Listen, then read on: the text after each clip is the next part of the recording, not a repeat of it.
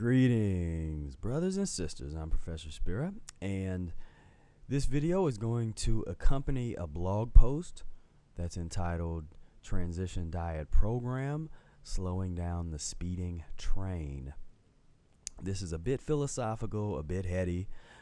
Potentially some of you guys really enjoy this kind of thing. Some people don't necessarily get into it as much. But what I'm trying to do is sort of combine the allegories and the wisdom that we find in the old fables and the old stories, the stories that we tell our children in the cartoons, this classic wisdom that sometimes I think people take for granted.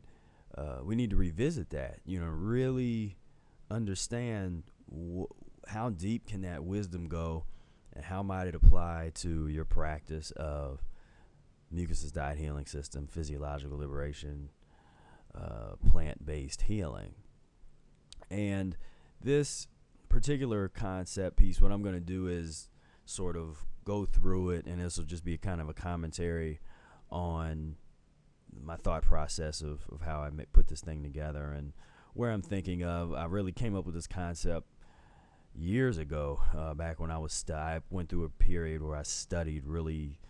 I was into the diet, and everything was waking up, and I just started doing this ravenous studying, and I was going through all these physics documentaries and textbooks and chemistry, and I just was kind of absorbing as much as I could, and I came across the law of falling bodies, and something clicked in my head, and it was just more of an understanding. I didn't have to do math and kind of figure it out that way, but it was just an understanding that it makes sense that if you have a particular something going in a particular direction and it has a certain speed to it, there are mathematical equations that you could figure out of what's the fastest time that that particular object could safely stop, and these are some of the kind of questions that they ask on SATs and that kind of thing, and some people are really adept at doing the mathematics for them.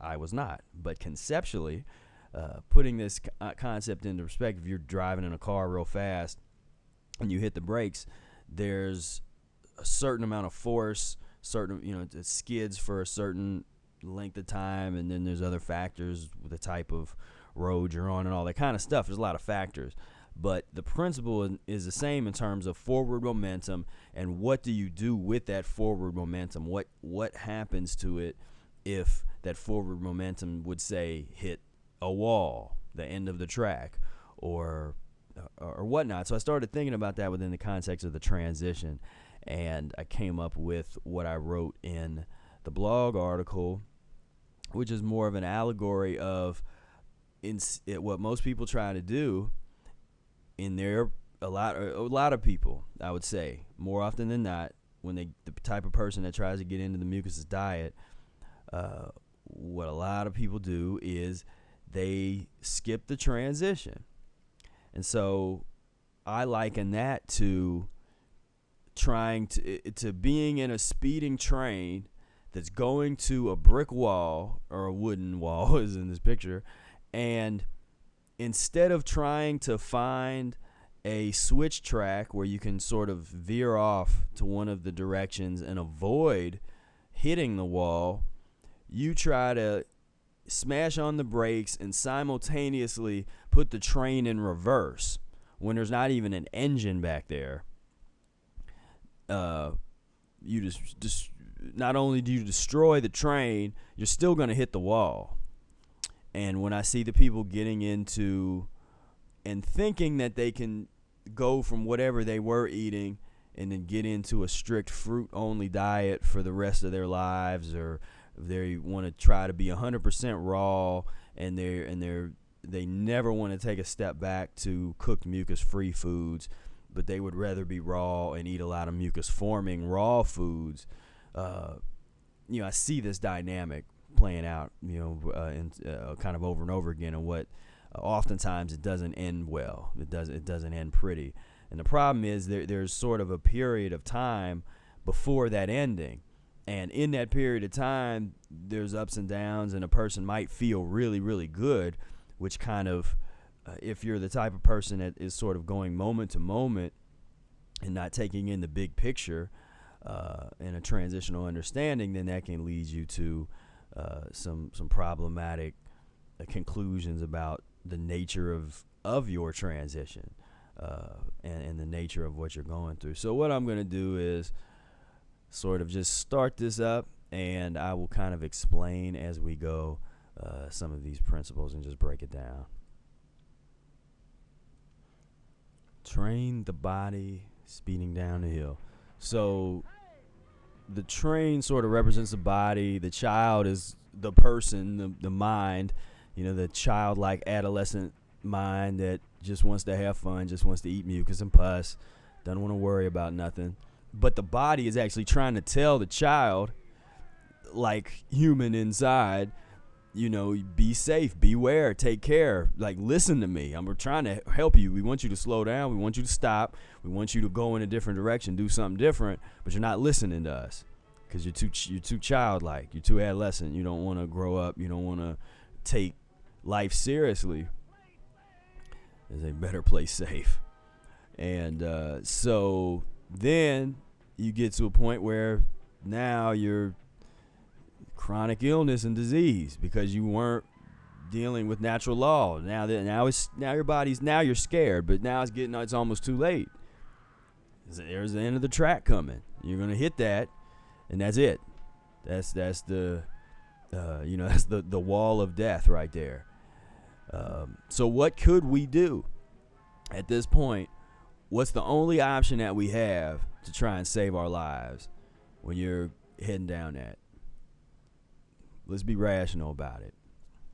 What, as I explained before, what a lot of people want to do, or the inkling of what people would maybe try to do, is just hit the brakes.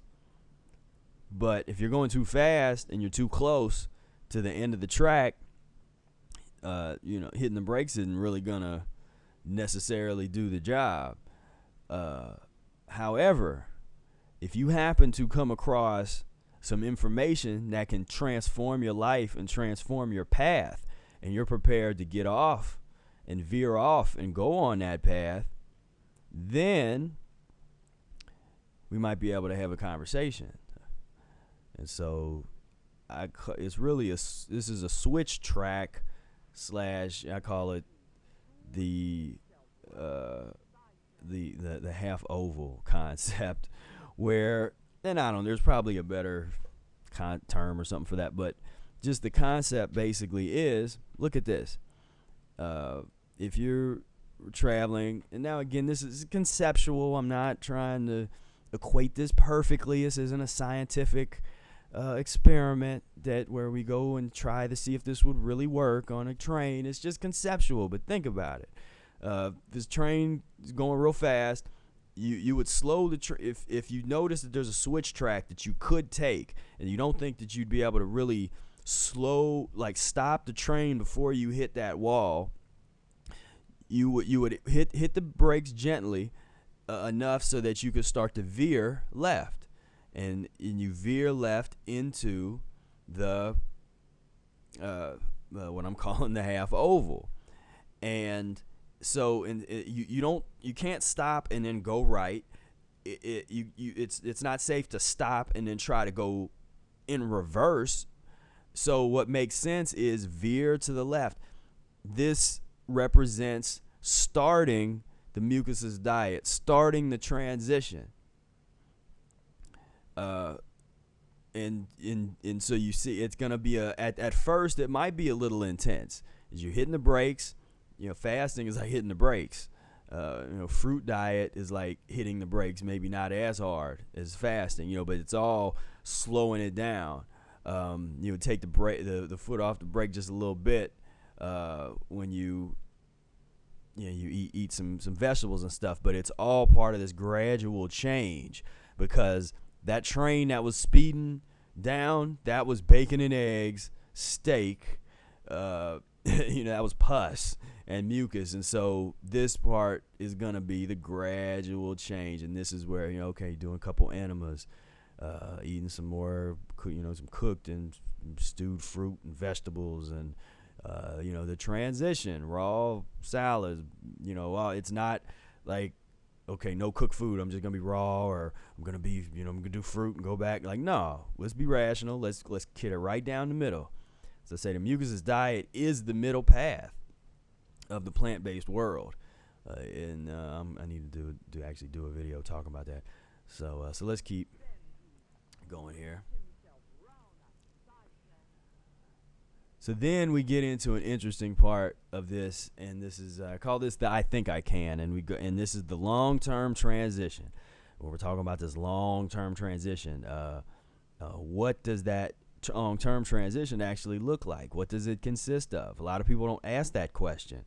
Those aren't the questions that people are real interested in, which I would like people to be more interested in that question of what does a long-term transition look like?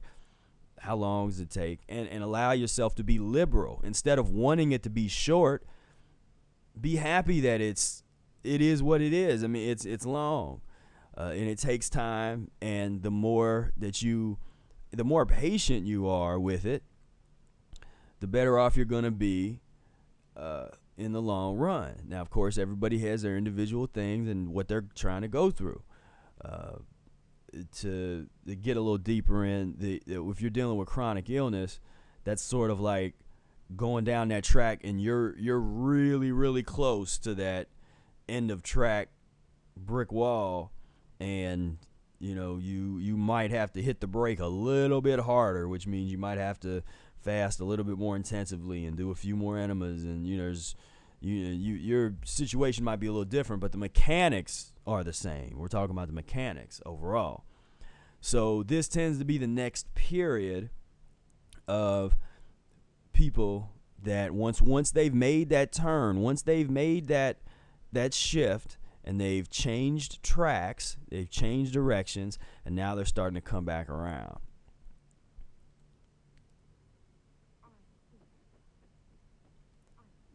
And so you start to get acclimated to the new lifestyle, and you're starting to feel that, like, I think I can. I can. Maybe this isn't as crazy as I thought it was. Maybe this is possible. Maybe I can do without meat. Maybe I can do without dairy. Maybe I can do enemas every once in a while. Maybe I can do fast. Maybe this isn't as crazy I thought it was. So you start to get empowered. And that's sort of that. I think I can do this. And what that leads to is, as you feel really good, you can almost get overzealous with it, and sorry, I like this song.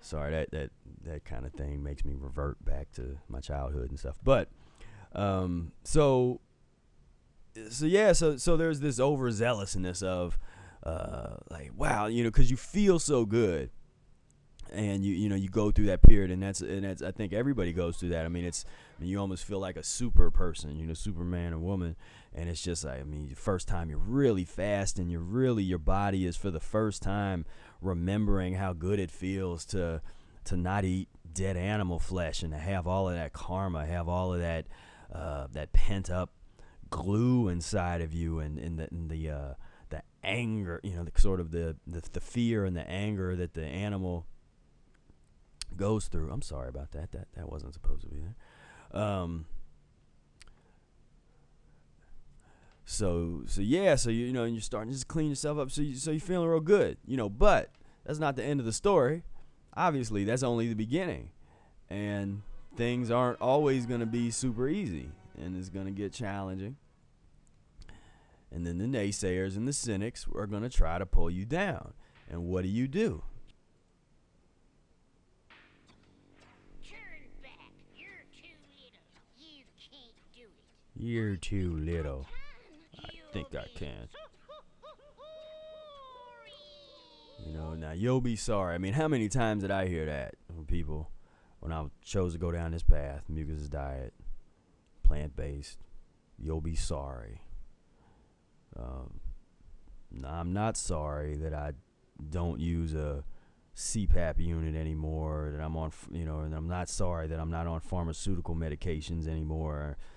So there's a lot of things that I'm not sorry about. If I'm sorry about anything, I'm sorry that I wasn't able to get into the diet sooner. I just didn't know about it. I wasn't exposed to it and I got into it pretty much as soon as I was exposed to it because it made sense. But if there's anything to be sorry about, I'm just saying that because I'm not really sorry, because I know karmically there were things that I had to go through and experiences that I had to have that would enable me to jump on the diet when it came down my path. If I was totally healthy and I didn't have any health problems and all that, I might not have been as inclined to check out the Mucusless diet. If I had been overweight and getting even more overweight to the point where I was on my way to really being obese, I might not have looked like a lot of people. A lot of people, they're already feeling good and they're living life, and they have a little thing here and there, but overall their body is sustaining themselves to a point where they're not in constant emergency mode. That won't happen until later, and it will happen. That's my point. It will happen. It's just not happening right now. And so most people have kind of socialized themselves and oriented themselves to accept that's just something that'll happen when you get older and you'll start falling apart and you age and all that kind of stuff. They've accepted that, and they're not going to worry about that now. We're just going to have fun. I'm going to eat my steak. You need to shut up. That's our attitude. So this is an important message in terms of this period, and it also tends to happen as soon as you get your momentum up and you get your positive thinking and you're feeling good and all this kind of stuff. That's exactly when the little wolves come out to try and pull you down. And that's why when we talk about the social piece, each person has to figure out how they're going to deal with that, because different personality types, different energies, different people have different types of relationships with their friends, different levels of closeness, and each person has to kind of navigate that. I navigated that in a fairly aggressive, intense way that I know a lot of people wouldn't be able to necessarily do what I did.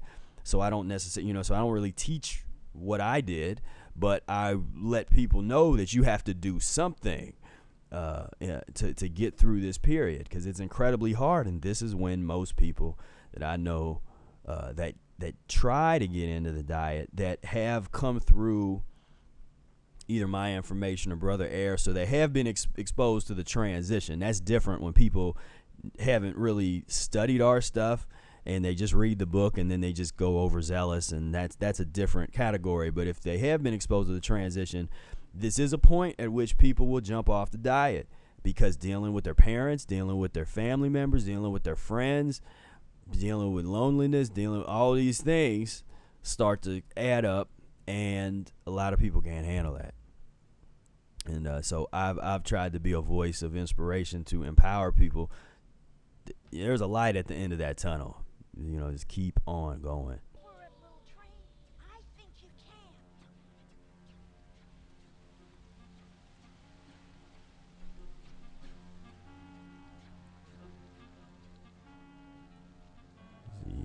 So it can feel lonely and scary, because it's not all gonna be super fun and easy. And most, people like to get sick, but elimination is inevitable. I mean, we don't really use the word sick. We use the word elimination, because it's gonna come. It's inevitable. It's not that you can change your diet and prevent it. It's you change your diet and you allow your body to eliminate it, which is great.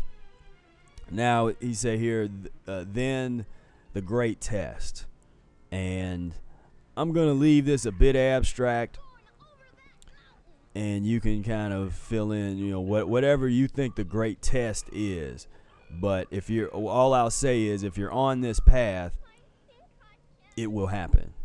But you will be prepared for it when it happens. But that still still it doesn't mean it's going to be easy. It's going to be very hard. And you're going to have to deal. I mean, some people are going through their version of this. And you can have small ones of these. Sometimes we call it the fall. And you can have more than one fall, but I think that there really is a great fall. Metaphysically speaking, there's a lot of kind of religious texts and concepts and stuff. This actually gets into some fairly deep philosophical, and just from my projection, this gets into when I use the term physiological liberation. That is on par and part of what people in some traditions call enlightenment, or these elevated states of being in which you realize and know beyond a shadow of a doubt of who you are and what you are, why you're here, and you it's been revealed to you. You get it. The great event. Then there's all these different traditions have this. Many different traditions they either have practices of mental and physical sort of exercises and abstentions and things to try to get you to that level, or it's just a lot of stuff out there. But what they all lack, in my opinion, that I've seen, is none of them have the physiological liberation component. And that's what's missing on this earth.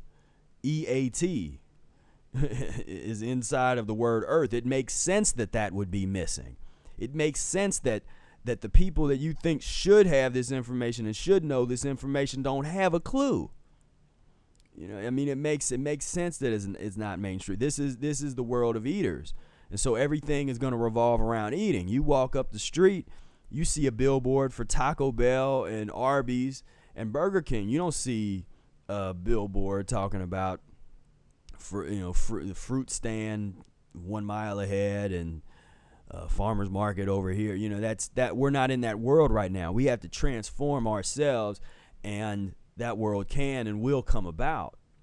But we have a lot of work to do.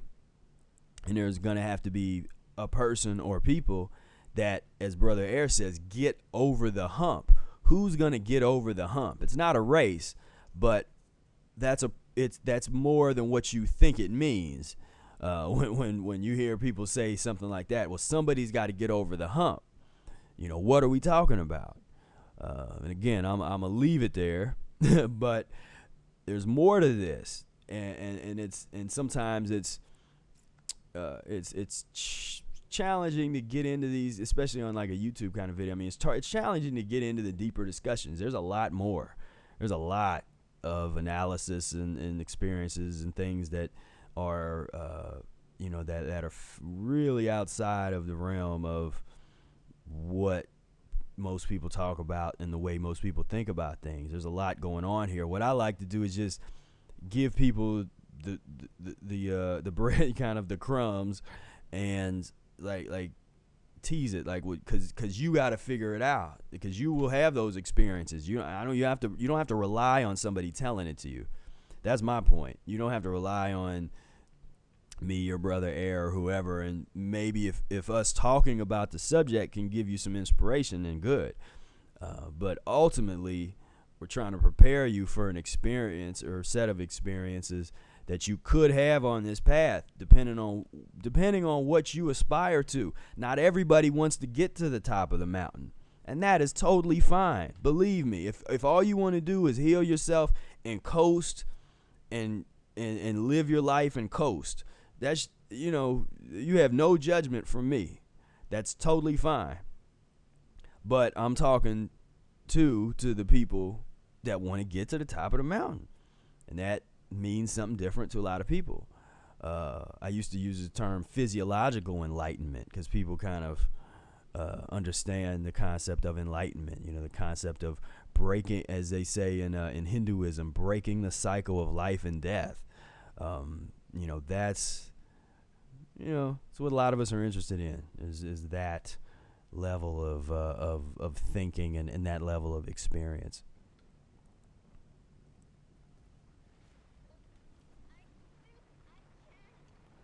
So, believe me, stuff can get deep. Falls, healing crisis, elimination. Are you ready? A lot of you are already going through stuff like this. So that actually prepares you. That's part of, if there's a reason to go through some of this stuff, if anything, it prepares you for the great event. You're ready to go.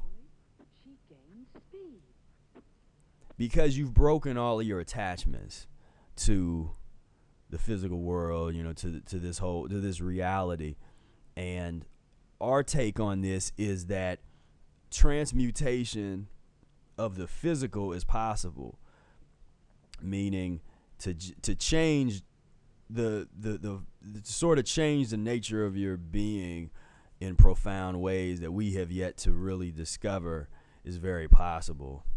And that's what a lot of us are interested in exploring. And I'm not going to try to talk about this scientifically because it's abstract and it's conceptual, but it's very much a part of it's what people in other systems have really tried to search for and tried to strive for, and we're seeing like, well, those other systems oftentimes there's like a missing piece. So there's some people that can sort of elevate their consciousness, but they are inhibited, in my opinion, by the physiological piece. Because I don't believe, and I know a lot of people that, because that's the common belief, is that the physical isn't really important. That the physical is just whatever it is. Like it's this other thing. The most important thing is spirit. And I'm saying, I'm not disconnecting the two. Spirit is physical and the physical is spirit, is intertwined for me. And like I said, that might be super controversial because most people look at it as separate. Again, that's that division. What we're trying to do is be holistic. So what I'm interested in is what is the potential of changing one's physiology way far beyond just getting a little healthy. Like I said, nothing wrong with that. If that's the level you want to be at, cool. But some of us are like, what is really the potential of the human body? What can we do once the body is cleaned and we keep cleaning it where can we go? I don't know. We want to find out. I think I can. I think I can. I think I can. Now she ran steadily up the track. So there's normally, and this also goes for heal. Some of this stuff I'm kind of getting out there a little bit. Didn't even really mean to, but this also goes for just healing yourself. I mean, this happens on small levels, but it also happens on really long-term, grand levels. And it's kind of cyclical in that manner. But you can have these kind of experiences. Because that can even just be short term, just doing I could be doing a 2-day fast where you're sort of scared at first, and then you get into the fast and you're in it, you feel good for a while and you feel bad, and then here's crazy elimination comes up, and then you get to the top of it, you feel good again, you break the fast, well, boom. So this can happen on a shorter structure too, but kind of the point of my analogy is more for the long term, in terms of long-term transition. Take your time, make sure permanent change happens, but once you get on that right path and you're going up the hill, then it's up to you, because you can keep going up that hill, because there's more to be seen. There's more to be experienced further up that hill. But it's a long term. We're not talking about a couple years. I'm talking decades. That's what I'm talking about. I'm talking about once you've been practicing a diet for a couple years, and you settle into that upward swing, that's now you're on the path. You've avoided the great calamity, and now you're on the path going in 180 degrees in the opposite direction on a parallel path, on a parallel track. And that is the lifestyle, the long-term experience. And whatever you do with your life and your eating and all that, within the context of that, that's your mission, that's your dharma, that's your experience to have and to explore and all that. But the path is, to me, what is important. Is finding that path, and whatever it is for you. All of us are meant to bring different things to the table to help everybody else. So, I'm trying to share my understanding and things that I've dealt with, and I've, try to help Brother Air share his. There's other folks now that's starting to make videos sharing theirs. So, we're all bringing different things to the table. We have different resources, different understanding and experiences that we can share, and then all be inspired by it, and uplifted. And like I said, I would like to get over the hump, but I also want to help others be able to get over the hump. Because if somebody can get over the hump before me, that's great. Because I'm just interested in, because once somebody gets over that hump, then they can help others get over the hump. So I've gotten over a certain amount of humps, and so I'm reaching back and I try to help others. And there's people in front of me that have gotten over more humps than me, that are helping me. So it works like that. But I just think there's a lot in store for us on this path that is very much hard to talk about. Let's put it that way. Could. I thought I could. I thought I could. I thought I could. I thought I could.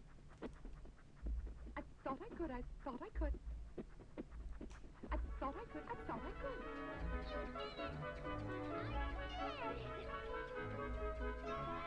Yay! Welcome to the top of the mountain.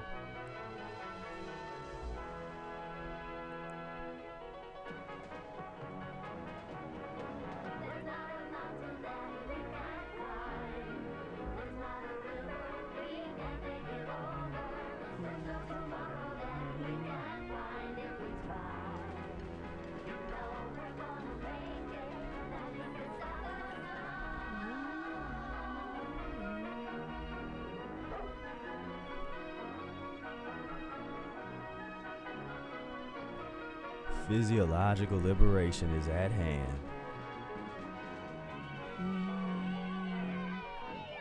The little engine brought the birthday train. I knew she would. I thought I could. You did it, Tilly. Yes, I did it. And it was worth it. I did it, and it was worth it. The moral of the story: transition to the top.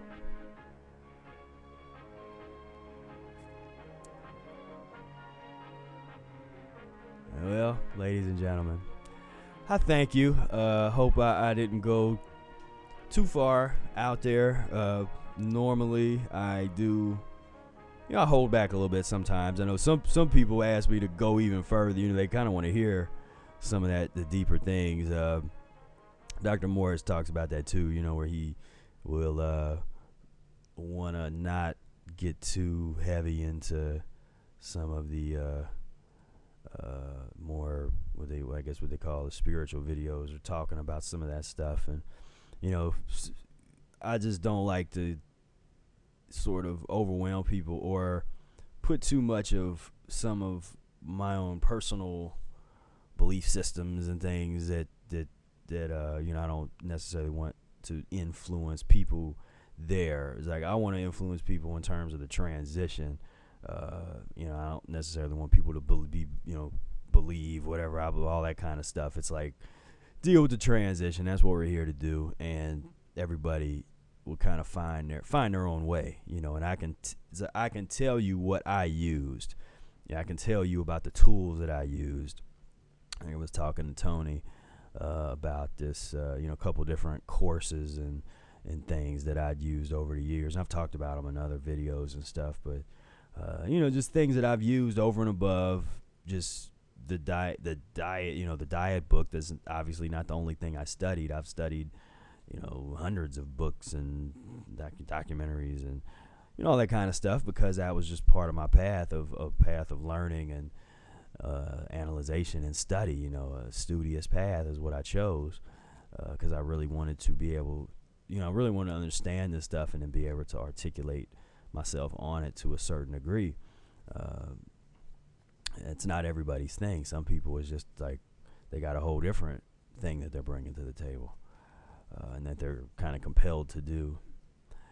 But I will say that this particular project, it got me kind of emotional as I was doing it. There was a point where I kind of lost it a little bit, because I was something about that story of the I think I can, and no matter how bad things get, you're steadfast. You never look back. You don't feel sorry for yourself. You just keep going. And I've felt like I've really I've needed that and exemplified that just personally to myself. And when I think back about, there's a lot of stuff that was real painful and I just kept going. I just didn't let it, because it, all the stuff that I talk about comes from some place, and I might talk about it. I talk about most things in a retrospective, and so I've passed it. So the issues might have been really big issues for me. When I talk about the social piece and what I had to do to overcome, being able to practice a mucusless diet in a world of people that want you to, that want you to fail, that don't want you to leave and go off the grid, go off the reservation. They want you to stay right there and remain unhappy with them, so everybody can be unhappy together. I had to make some pretty hard decisions at different points to do that, and so it kind of came flooding back to me. I should mention I'm fasting right now. I have been fasting the past, I think, 3 or 4 days. So that's, so I'm just having the emotional eliminations. But that kind of came about. And sometimes, and that it doesn't happen often, but every once in a while you be creating something, making some art or doing, just something creative, and you can have one of those emotional moments where something hits you. It's like you're expressing something and hitting on something inside you that's like, whoa. And for me, this particular project kind of brought that out, and so just wanted to share that with you, and I hope you got something from this. Sometimes I've noticed that there's kind of a small group of people that can kind of get into these kind of videos and this kind of a little deeper analysis and thinking of things from outside the box, from a whole different perspective. It's like outside of the box. It's like was where I like to live, and sometimes when I open up that particular bag, it's not something that I find a whole lot of people flock to, but those that do, really appreciate you, and I know that you kind of get it and enjoy it, so I appreciate that. So until next time, peace, love, and breath.